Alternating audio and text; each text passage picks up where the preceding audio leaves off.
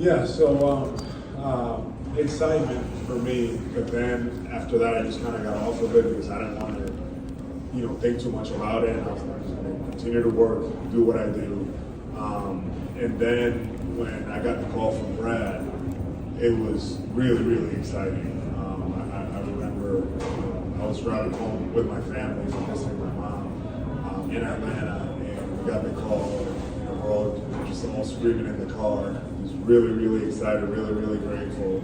And right away we're just making plans about heading back to Boston, doing the physical, doing all this stuff. So it was a really happy time for our family at that time, and especially for me because it's where I wanted to be. And yeah, that's that. Third one over the middle.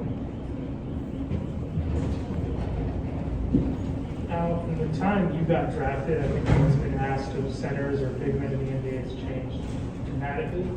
After your time in Atlanta, when did you realize the league was headed in a different direction, and how have you been able to adapt? How have you been able to make sure that you're the kind of player that can stay on the court? So yeah, that's a really good question. I feel like the NBA has changed a couple times. The different ways, I should say, since I've been, in the league. And when I first got in, it was being played a certain way, more of a post-up bully ball kind of way. And then it started to shift a little bit, guys started shooting mid-range a little bit more and things like that. I started to do that, and I remember going into my fourth year.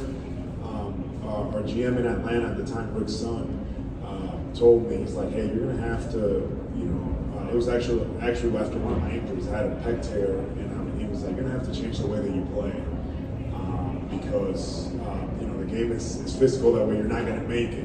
You're not gonna make it that many years if you keep, because I was, very physical, trying to post up against these guys that had 20, 30 pounds on me and things like that. And he was like, you're gonna have to start practicing the corner threes. You gotta start shooting it. You gotta get out of your comfort zone. You gotta start shooting that. I could already shoot the mid range a little bit. He was like, start doing that. And then Danny Ferry came in a few years after that and started to change the whole culture in Atlanta. And they were very adamant about, with Coach Budenholzer at the time, for me to shoot threes and to get out there and practice and not judge me, just let me go out there and just shoot them away. And that was the way that I had to start to change my game in that way. And then it became more of, when I got to Boston with Coach Stevens, was like, okay, well, now you're going to handle the ball more at the top. You're going to make decisions, and you got to be able to stretch the floor out, but also you have to be able to roll to the basket. You have to be able to do different things. So for me, it was always keeping an open mind and understanding that this game continues to change. And if you don't change your game, then you almost become irrelevant. You can't stay on the floor. So the challenge for me has been always finding ways to stay relevant, to be on the floor, find a way to be useful. And obviously a big part of that is defensively. And defensively, I went from guarding in the post and having to stop a guy like Dwight Howard or something like that to starting to defend guys in the perimeter, having to switch, defend guys out there, prove myself, guard guys out there, guards coming in and out, and that's just the way that the game is. That's how it's evolving. So that also entails preparing yourself physically, mentally, all those things to be able to do those things on the floor. Last question in the middle.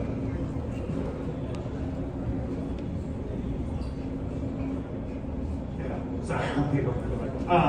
To take away from the finals for a second, you mentioned Atlanta. You played for Darvin Ham there for 5 years. Just got the job at the Lakers. What are kind of your memories of him as a coach at that point? Did you see future head coach for him, and kind of what are they in for with him? Absolutely, man. B-Ham, that's one of my guys. Just so much respect for him. He was one of those guys in Atlanta that kind of took me under his wing. Actually, along with Kenny Atkinson, and both of those guys. But Darvin, extremely hard worker. We really got after it. He really challenged me to be better on the defensive end. Really challenged me to be a bit better player in general. Darvin is about as good a guy as you're going to see, and big competitor. So extreme competitor. The Lakers are really lucky to have a guy like him. He's the kind of guy that you want. Thanks, Al.